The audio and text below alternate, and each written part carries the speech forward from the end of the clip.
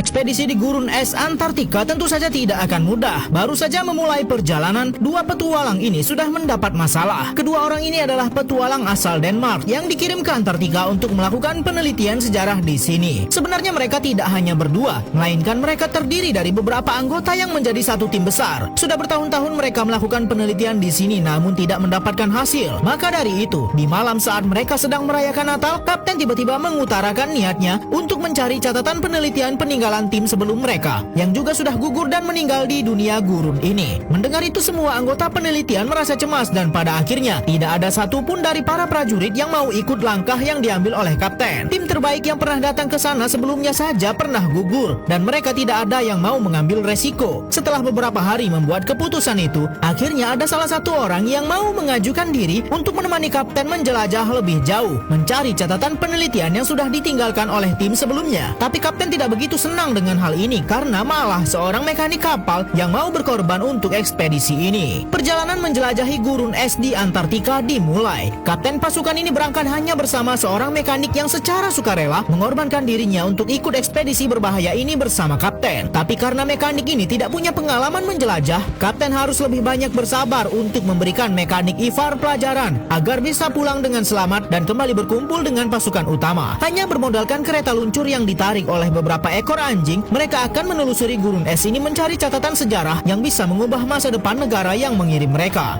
Setelah beberapa hari dilewati, Ivar mulai kehilangan fokusnya dan Kapten berusaha terus memperingatinya. Namun Ivar sepertinya malah terlalu terlena sampai-sampai ia tidak sadar kalau ada jurang es di depannya. Kapten sudah berusaha memperingatkan Ivar untuk berhenti meluncur, namun Ivar malah terlambat untuk mengendalikan anjing yang menariknya. Walaupun Ivar sudah berusaha keras, namun usahanya hanya sia-sia dan kereta sudah nyaris terjatuh ke bawah jurang. Beberapa persediaan makanan pun terbuang sia-sia. Setelah kereta luncur diamankan, namun Ivar tidak langsung kembali karena anjing kesayangannya sedang tersangkut dan Ivar ingin menolongnya terlebih dahulu. Walaupun sudah berusaha keras, pria ini harus kehilangan anjing kesayangannya di ekspedisi kali ini. Kapten pun menjelaskan bahwa dalam ekspedisi seperti ini, hal tidak terduga akan banyak sekali terjadi, sehingga Ivar harus siap dengan semua kemungkinan terburuk yang akan terjadi. Mereka sudah melakukan perjalanan cukup panjang dan tidak mungkin akan kembali. Catatan sejarah yang bisa menyelamatkan negara mereka harus segera ditemukan di tengah gurun es ini. Kapten tak henti-hentinya memberikan arahan dan pengertian kepada Ivar bahwa petualangan kali ini harus mereka jalani tanpa beban dan tidak boleh berpikir bahwa ada keluarga mereka yang menunggu di rumah. Dengan kata lain, Kapten meminta Ivar untuk ikhlas dan pasrah apapun yang terjadi dengan mereka karena tim sebelumnya yang melakukan penelitian seperti mereka semuanya sudah gugur dan meninggal di tengah gurun es ini. Hanya bermodalkan peta yang dibuat oleh pendahulunya, Kapten melanjutkan perjalanan dan sudah lebih 1 bulan mereka berkelana di gurun es ini. Tapi Kapten sempat dibuat sangat kesal karena satu-satunya kompor milik mereka dan jika tidak ada kompor itu mereka bisa saja mati kelaparan. Karena sudah tidak bisa diperbaiki, Ivar pun memutuskan mengorbankan satu hewan yang mereka bawa untuk dijadikan makanan karena Ivar merasa beberapa hewan yang tersisa masih bisa menarik kereta luncur milik mereka. Setelah berbulan-bulan mereka menyusuri gurun es ini dan tidak menemukan apapun, Ivar pun mengatakan bahwa sudah saatnya mereka pulang karena persediaan makanan sudah semakin tipis. Mereka harus menemukan catatan sejarah yang ditinggal oleh peneliti terdahulu yang sudah gugur saat menjalani ekspedisi beberapa tahun lalu. Setelah beberapa bulan mereka melewati kesulitan di gurun ini, Kapten pun melihat ada tumpukan batu penanda yang biasa dijadikan sinyal oleh para penjelajah untuk meninggalkan catatan penelitian mereka. Mereka langsung membongkar batu itu dan ternyata benar sekali. Di dalamnya sudah ditinggalkan sebuah catatan penelitian di gurun es ini. Pada masa ini, catatan sejarah dan penelitian seperti ini sangat penting karena pada tahun 1910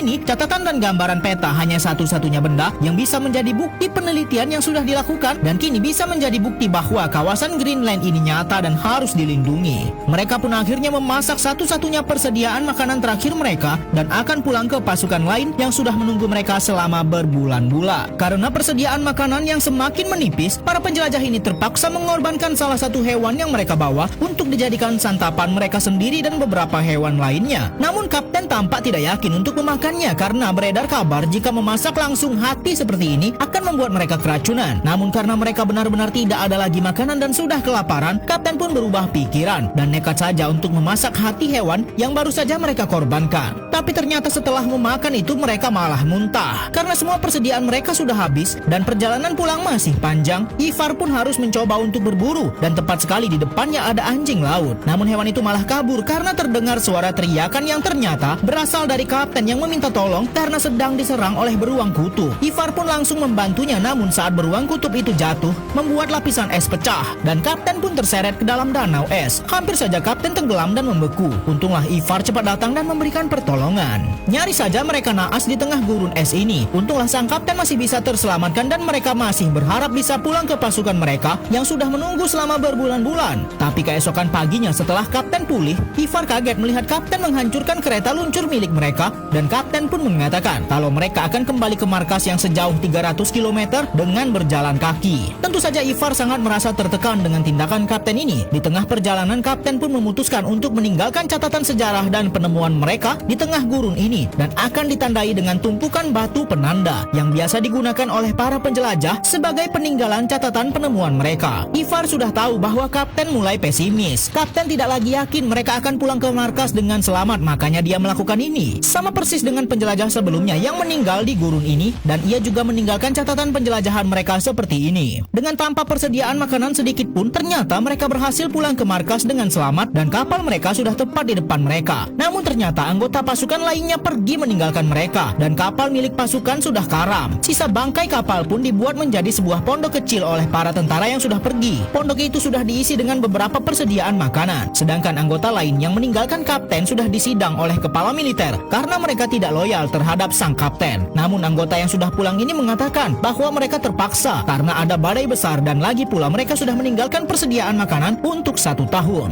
Tapi kapten dan juga Ivar masih yakin bahwa pasukan mereka akan kembali dan menjemput mereka. Kini yang bisa mereka lakukan hanyalah menikmati sisa waktu mereka di tengah gurun ini dan hanya bisa berharap dan menunggu bahwa akan ada yang datang menjemput mereka. Namun saat sedang tidur malam, kapten bermimpi bahwa bukti catatan penting penelitian mereka akan dihancurkan oleh beruang. Maka dari itu, karena percaya dengan mimpi, kapten pun mengajak Ivar untuk mengambil kembali catatan ekspedisi mereka pada tahun 1910 ini. Catatan kecil bukti penelitian itu sangat berharga. Setelah menempuh perjalanan 5 hari sejauh 300 km, mereka pun menemukan kembali catatan itu dan mereka pun juga sudah kembali lagi ke markas dengan selamat. Namun ada yang aneh dengan markas mereka. Palang yang menjadi pengunci pintu terbuka dan ternyata saat mereka pergi, pasukan mereka datang untuk menjemput. Terlihat dari catatan yang ditinggalkan oleh pasukan militer. Pasukan militer pun sudah mengambil keputusan dan meyakini bahwa Kapten Mikkel dan Ivar sudah meninggal dalam ekspedisi gurun es yang mereka lakukan. Kapten sangat kesal karena keputusannya kini orang dari pasukan militer sudah mengira mereka meninggal dunia dan harapan bahwa akan ada yang menjemput mereka yang kini sedang terjebak di tengah gurun semua sudah sirna. Orang kepercayaan kapten yang sudah pulang duluan masih yakin bahwa Kapten Mikkel dan Ivar masih hidup dan meminta untuk penjemputan sekali lagi. Namun kepala pemerintahan menolak karena butuh biaya besar. Kapten dan Ivar sempat mengalami perseteruan karena kapten merasa Ivar menyalahkan dirinya. Sebab Kapten Mikkel lah yang membuat keputusan untuk pergi beberapa hari meninggalkan markas dan saat mereka pergi, pasukan militer malah datang menjemput. Dan karena mereka tidak ada, kini mereka pun dianggap sudah meninggal dunia. Namun akhirnya mereka sadar bahwa pertengkaran di saat seperti ini sangatlah tidak berguna dan kapten pun masih berharap bahwa akan ada pertolongan. Lalu saat kapten mencoba memanjat tiang kapal, ia melihat seseorang dengan balon udara mengarah kepadanya dan ternyata ada seseorang wanita datang memberikan pertolongan. Namun ternyata setelah Ivar datang, ternyata semua itu hanyalah halusinasi dari sang kapten. Di tengah gurun es seperti ini tentu saja tidak ada orang lain selain mereka. Terjebak di tengah gurun es tentu saja membuat orang yang mengalami hal itu lama-lama akan frustasi dan hal itulah yang kini sedang dialami oleh Kapten Mikkel. Ia merasa bahwa tunangan yang ia tinggalkan ada di sini dan kapten malah yakin bahwa ini semua bukanlah halusinasi. Melihat kapten dengan kondisi seperti ini, Ivar pun memutuskan untuk mengambil tindakan sendiri dan melanjutkan untuk berburu karena persediaan makanan sudah semakin tipis. Namun hal yang sama juga malah terjadi kepada Ivar karena ia seperti melihat kakeknya di gurun ini. Ivar pun menceritakan halusinasi yang dialaminya kepada kapten dan ternyata kapten yang juga mengalami hal yang sama tidak mengakuinya kepada Ivar sehingga kini Ivar lah yang lebih cepat untuk memulihkan diri dan menyadari bahwa mereka sudah mulai halusinasi. Ia pun membuat beberapa catatan ekspedisi mereka selagi kondisi kapten yang semakin lama semakin memburuk. Saat dipergoki oleh Ivar bahwa kapten sedang berhalusinasi, kapten pun malah sangat marah dan Ivar mengira bahwa kapten akan menyerangnya. Tapi ternyata kapten meminta Ivar untuk memecahkan benjolan di lehernya yang disebabkan oleh hewan liar yang menggigit lehernya itu. Namun ternyata kapten masih belum bisa terlepas dari halusinasinya dan malah ia merasa bahwa wanita yang selalu muncul di pandangannya meminta kapten untuk menyerang Ivar yang selama ini sudah setia mendampinginya di ekspedisi kali ini. Sudah 1 tahun terjebak di gurun es seperti ini tentu saja membuat orang yang mengalaminya akan kehilangan kehilangan kendali dan merasakan beberapa hal aneh dalam dirinya. Hal inilah yang dialami oleh Kapten Mikel yang kini ia merasa seperti ada tunangannya di sini, dan sampailah pada kondisi terburuk bahwa Kapten Mikel merasa tunangannya meminta Kapten Mikel untuk menghilangkan nyawa anak buahnya sendiri sehingga mereka bisa makan. Tanpa pikir panjang, Kapten pun melakukan itu, dan untunglah Ivar masih bisa mempertahankan dirinya. Dan saat Kapten akan menembak Ivar, Kapten melihat tunangannya meminta agar Kapten jangan melakukan itu,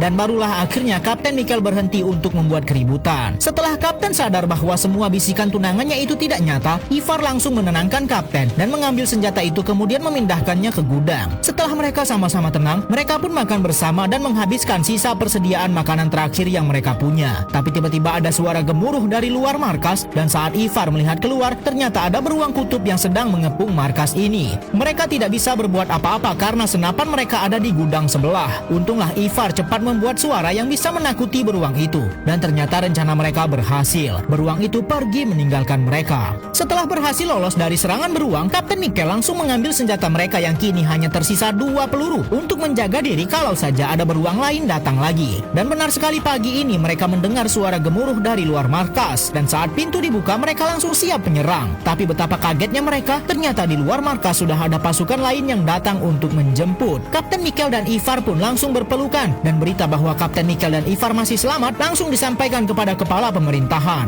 Setelah pulang ke negaranya, mereka pun disambut bagaikan pahlawan karena berhasil membawa pulang penelitian terbesar bagi negara mereka pada masa ini, bahwa Greenland itu nyata dan bukanlah sebuah pulau kecil yang bisa diakui oleh negara musuh. Sebelum memberikan sambutannya, Kapten Mikel pun bertemu dengan tunangannya yang selalu muncul dalam bayang-bayang halusinasinya selama terjebak di gurun es. Kapten Mikel bersama Ivar yang hanya merupakan seorang mekanik, kini secara resmi dianggap sebagai pahlawan negaranya berkat ekspedisi yang mereka lakukan.